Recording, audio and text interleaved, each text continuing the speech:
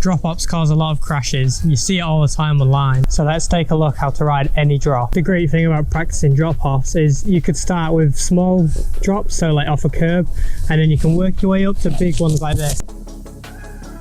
Obviously drops do get way bigger than this, like for example Rampage. So it's just all about starting from the small steps and working up to the big drop. My first piece of advice would be to start at the small drops, so curbs, and then once you get that nailed, work onto smaller drops. So obviously a lot of people struggle because there's a big difference going from a curb to a small drop. The fear factor on its own will put you off. So let's look at the common things that happen on small drops. So as you can see, if you went too slow, you would hit the bottom of your chainring, and then that would send you over the bars and it just wouldn't work. There is often smaller drops that you can roll. So what you need to make sure is that if you're unsure, just walk up to it and check. Just literally roll your bike and see if it clips. This one, that really does clip, and like you'd stop. So with this type of drop, you have to gap the whole thing. So the best way to keep your front wheel from dropping down when you're riding off a drop is to come into the drop at your neutral position, so where you would normally ride. And then once you get to the lip of the drop, then you need to make sure you move back a little bit, so change your body position. What this does is it moves your body weight over the back wheel more, so your front wheel doesn't fall and drop down the face of the drop.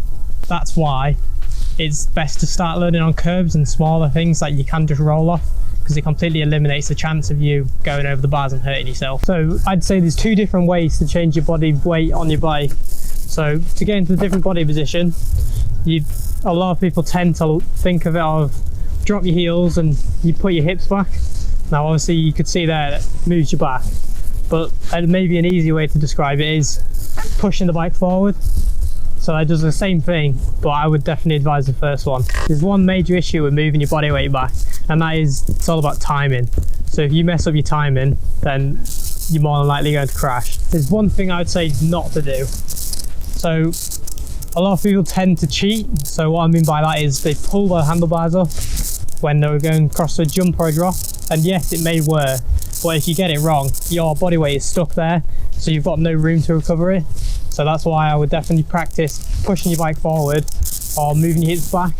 There's a few common mistakes that people tend to do when riding drop-offs. The first one is looking down. So what I mean by that is not looking down the trail, they look at the drop. So obviously that makes you look there, so your body weight is over the front of your bike, so it completely eliminates what we just talked about. So what you need to do is look further ahead as if you were riding normally. Make sure you acknowledge the drop is there, and then keep an eye on the landing, because it could be rocky, bumpy, there could be a corner after it, it could even be a jump. So it's all just practicing to keep looking ahead. There's many types of drops, so there's smaller ones like this, and then there's medium-sized ones like this. Now, as I said at the start, there's massive drops, but taking all these steps will allow you to progress, to go from the small to the medium to the big and then to the stupid sized drops. I have one more example of a drop here and I'll show you it now. So the problem with the type of drop here is you can see it's quite a technical entrance, so you have to do a little step up, ride along a ridge and then drop off into there. I'm going to show you how to ride it now, but basically following all the steps of the drop off and how to jump in my other video, you'll be able to ride the line like this. It's all just about taking your time, learning the skills and then practicing it. I hope this drop video has helped you master the skills you need to do any drop off you want. Let me know in the comments if you think I missed any important points and some more video ideas. Please leave a like, comment and subscribe. Thank you.